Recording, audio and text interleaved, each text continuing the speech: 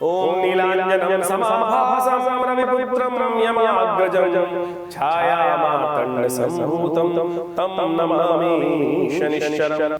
नमस्कार, स्वागत है आपका आचार्यवाणी में। मैं आचार्य विक्रमादित्य आपके साथ हूँ। आज का विषय हमारा जो है तुला राशि वालों के लिए कैसा रहेगा शनि का मार्गी होना। देखिए, शनि आपकी राशि के अनुसार तुला राशि वालों योग कारक ग्रह माने जाते हैं और 30 वर्ष बाद आपकी राशि में बड़ा अद्भुत प्रकार का योग बनाने वाले हैं। योग कारक हो गए तो शुभ हो गए, शुभ हो गए तो समस्त प्रकार से कल्याण के योग बनाने वाले हैं। और आपकी राशि में 30 वर्ष बाद ये योग बन के आया है। आपके पंचम भाव में वक्री चल रहे थे, अब मार्गी हो गए हैं। और ये भाव आपके लिए इतना इंपॉर्टेंट है, बुद्धि का भाव, संतान का भाव, अनेक प्रकार से ये भाव महत्वपूर्ण रहता है। लेकिन एक समस्या यह है कि शनि की जो दृष्टि होती है ना, वो कष्टकारी होती है। शनि तो बैठे बहुत शुभ है। एक कथा आती है शास्त्र के अंदर कि शनि महाराज जब गणेश जी उत्पन्न हुए, समस्त देवता उनके दर्शन के लिए पहुंचे। शनि भी पहुंचे थे दर्शन करने के लिए। सब लोग दर्शन कर रहे थे, लेकिन शनि अपनी नजरें नीचे झुकाकर वहां उपस्थित थे। सबने कहा, महाराज आप दर्शन करने आए, श्री गणेश का दर्शन करें। शनि ने कहा, मेरी दृष्टि अच्छी नहीं है, मेरी दृष्टि जिस पे पड़ती है उस पर कष्ट आ जाता है। खैर, सबने कहा तो शनि ने देखा और कालांतर में जो घटना घटी आप सबको पता है। गणेश जी पे जिस प्रकार से प्रातः स्मरणीय गणेश जी, सर्वप्रथम पूज्य गणेश जी, जिस प्रकार से उनका सिर हाथी का क्यों लगाना पड़ा, वो घटना उसी एक घटना से निकली। तो यह शनि की, यानी मेरे इस कथा को यहाँ रखने का कार्य एक था हमारा कि शनि की दृष्टि शुभ नहीं होती भाई। शनि बहुत शुभ है आपकी राशि के अनुसार से। तो तुला राशि वालों, जो 30 साल बाद आपके लिए ग्रहों का योग बना है, ये बुद्धि के अनुसार से सबसे अच्छा है। यदि आपने इसको ठीक करने का प्रयास कर लिया, उसका उपाय भी है, उसका उपाय भी हम देने वाले हैं आपको। शास्त्रोक्त विधि से देने वाले हैं उपाय। शास्त्रोक्त विधि से यदि आपने उपाय कर लिया तो आप समझिए शनि का, आप दृष्टि समझने कहाँ पड़ रही है। ये बड़ा महत्वपूर्ण है। शनि की दृष्टि इस आपकी राशि के अनुसार से इस वक्त जहाँ पड़ रही है, आप सब लोग बड़ी उम्मीद लगाए बैठे हुए हैं, उसमें समझ लीजिए क्या करने वाले हैं। शनि की दृष्टि होती है 3। एक दृष्टि है शनि की तीसरी, एक दृष्टि है 7वीं, एक दृष्टि है 10वें भाव पे दृष्टि। तीसरी दृष्टि 10वें भाव पे पड़ती है। आप सबसे पहले दृष्टि देखिए कहाँ पड़ रही है। एकादशवें भाव पे दृष्टि पड़ रही है। एकादशवां भाव शनि के लिए हमेशा अच्छा होता है। सूर्य की राशि है, अपने पिता की राशि है, लेकिन फिर भी लाभ के भाव का है। तो वहाँ पर एक तरह से सिद्धांतिक तौर पर देखें तो वहाँ तो अशुभ नहीं करते हैं शनि, लेकिन फिर भी सूर्य की राशि है तो वहाँ ठीक तो है नहीं, तो उसका ध्यान तो फिर भी रखना पड़ेगा आपको। सूर्य पिता पुत्र के साथ उपाय क्या किया जाए, आप नोट कर लीजिए उपाय क्या करना चाहिए। शनि महाराज मई 2025 तक यहाँ रहने वाले हैं। आवारे न्यारे चाहते हो तो सबसे पहले पिता का सम्मान, सबसे पहले पिता से किसी का भी कोई आपकी क्लैश ना हो। जितना पिता का सम्मान करेंगे उतना लाभ होगा, नहीं तो ये बुद्धि गलत चली और आपका लाभ गया। इस बात का सबसे पहले ध्यान रखना चाहिए आपको। अब पहली दृष्टि कहाँ पड़ रही है शनि की, ये पहली और 10वीं दृष्टि, जो तीसरी दृष्टि है पहले भाव पे और 10वें भाव में पड़ रही है। अब आपकी राशि के अनुसार समझ लीजिए, पहली जो तीसरी दृष्टि पड़ रही है वो पड़ रही है 7वें भाव पे, वहाँ पड़ी है मेष राशि। और उसके बाद शनि की दृष्टि पड़ रही है कहाँ पर, 2 भाव पर। वहाँ किसकी राशि है, मंगल की राशि। शनि मंगल का टकराव आप अच्छे से समझते हो, कभी तक सबसे अशुभ जो टकराव है शनि मंगल का ही टकराव माना जाता है। और ऐसे में भी 17 नवंबर को शनि मंगल परिवर्तित होकर आने वाले हैं। कहाँ पर चल रहे हैं अभी, तुला में मंगल परिवर्तित होकर चले जाएंगे विशेष तौर पर वृश्चिक राशि पे। और वो अपनी पहली दृष्टि से देखेंगे शनि को, शनि मंगल का टकराव होगा। ऐसे में पूरे विश्व में अशांति चल रही है कुछ, और शनि मंगल ऐसे में अस्त भी चल रहे हैं सूर्य के साथ।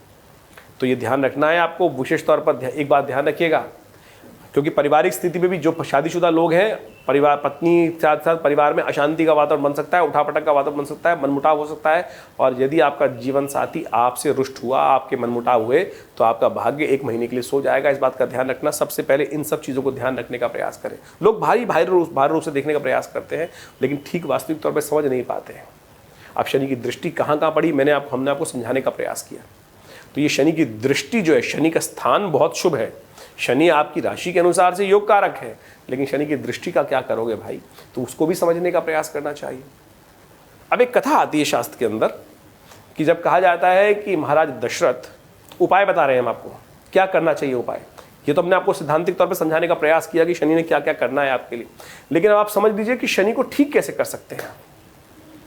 ऐसा तो कोई डायग्नोज करने का फायदा ही नहीं है कि जिसका रेमेडी आपके पास ना हो। और हमारे शास्त्र कहीं भी हमारे आपको अधूरा नहीं छोड़ते। ज्ञान की आवश्यकता होनी चाहिए, आपको समझ की आवश्यकता होनी चाहिए, कहीं ना कहीं अध्ययन होना चाहिए। तो सब प्रकार से शास्त्र में एक कथा आती है कि एक बार महाराज दशरथ देवासुर संग्राम के लिए आकाश मार्ग से जा रहे थे और रास्ते में केकई साथ में थी, उनके रथ में जाते हुए शनि के दर्शन उन्हें रास्ते में हुए। उन्होंने कहा शनि महाराज की दृष्टि पड़ रही है और शनि की दृष्टि तो बड़ी कष्ट देने वाली है, अब इनसे बचकर कैसे निकला जाए, बच के जाए और शनि की दृष्टि पड़ रही है तो सब कुछ अहित हो जाएगा। तब कहा जाता है कि महाराज दशरथ ने उसका दिव्य उपाय निकाला। एक स्तोत्र है, उसका पाठ किया जिसको कहा जाता है शनि स्तोत्र, वो हम सुनाएंगे आपको। और उस स्तोत्र का पाठ करके जब शनि की शनि की खासतौर पर उनकी उन्होंने वंदना करी तो शनि इतने प्रसन्न हुए। एक ही स्तोत्र है पूरे शास्त्र के अंदर जो महाराज शनि के लिए किया जाता है, दशरथ कृत शनि स्तोत्र। कहा जाता है कि शनि महाराज इतने प्रसन्न हुए और उन्होंने आशीर्वाद दिया महाराज दशरथ को कि जो भी इस स्तोत्र से मेरा पाठ करेगा, आपके स्तोत्र से, उन पर मेरी दृष्टि की कोई भी दुष्प्रभाव नहीं होगा। तो ये बहुत लंबा चौड़ा करने की जरूरत नहीं है, 12-13 लाइनों का प्रयोग है, आप नित्य प्रति कर सकते हैं। और समझ लीजिए आप यदि इसका एक पाठ, इतना टाइम तो आप निकाल ही सकते हैं, यदि याद हो तो कर लीजिए, लेकिन याद नहीं है तो सुन भी लेंगे तब भी इसका प्रभाव होगा। मैं शास्त्रोक्त विधि की बात करता हूं। शास्त्र में कहा जाता है कथा श्रवण, कथा करने से ज्यादा कथा श्रवण का महत्व कहा जाता है।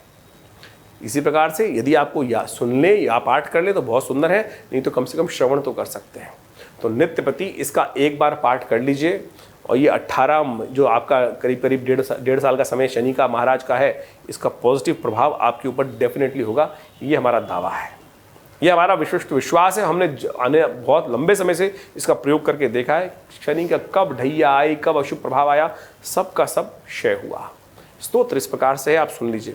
ओम नमः कृष्णाय नीलाय श्रुतिकंठ निभाय च, नमः कालाग्निरूपाय कृतांताय च वै नमः, नमो निर्मांस देहाय दीर्घमश्रुजटाय च, नमो विशाल नेत्राय शुष्कोधर भयाकृते, नमः पुष्कल गात्राय स्थूल रोमणे अथ वै नमः, नमो दीर्घाय शुष्काय कालम दृष्ट नमोस्तुते, नमस्ते कोडर आक्षाय दुर्निरीक्षाय वै नमः, नमः घोराय रौद्राय भीषणाय कपालिने, नमस्ते सर्वभक्षाय बलिमुख नमोस्तुते, सूर्यपुत्र नमस्तेस्तु भास्करे भयदाय च, अधोदृष्टे नमस्तेस्तु संवर्तक नमोस्तुते, नमो मंदगते तुभ्यं नृस्तंशाय नमोस्तुते, तपसा दग्धदेहाय नित्यं योगरताय च, नमो नित्यं क्षुधार्ताय अतृप्ताय च वै नमः, ज्ञानचक्षु नमस्तेस्तु कश्यपात्मजसूनवे, तुष्टो ददासि वैराज्यं रुष्टो हरसि तत्क्षणात्, देवासुरमनुष्याश्च सिद्धिविद्याधरोरका, त्वया विलोकिता सर्वे नाशं यान्ति समूलतः, प्रसादा कुरु मे देव वराहो हम उपागता, एवं मस्तु तदा सौरिग्रह राजो महाबला। तो ये ऐसा दिव्य स्तोत्र है कि यदि इसका एक बार पाठ कर लिया जाए, सुन लिया जाए, यज्ञ कर लिया जाए, तो कैसा ही शनि का दोष हो, कुंडली में हो, गोचर का हो, वो सब क्षय हो जाता है। आप शनि के दिव्य यंत्र को स्थापित कर कर अपने नाम से गोत्र स्थापित कराकर इस 1.5 साल तक रखिएगा। और इन्हीं पर्पज से जिस कारण से आपके शनि की दृष्टि से दोष लग रहा है, नहीं तो ये शनि का जो प्रभाव आपको बाह्य रूप से अच्छा दिखाई दे रहा है, कहीं ना कहीं और कहीं अशुभ ना हो जाए और पूर्ण लाभ ना दे पाए। 30 साल बाद ये समय आया है, कोशिश ये करें, अच्छे से एनालाइज करके बता दीजिए और साथ साथ दिखवाने का प्रयास कीजिए आपकी जन्मपत्री में कौन से ग्रह योग बन रहे हैं और कौन सा दशा चल रही है। उन सब के बाद बहुत अच्छे से विवेचना कर इन सब रहस्यों को समझा जा सकता है, लाभ के योग बना सकते हैं। आशा करते हैं आप इन सब सिद्धांतों को समझते हुए कार्य करने का प्रयास करेंगे, कल्याण के योग बनाएंगे। धन्यवाद, नमस्कार।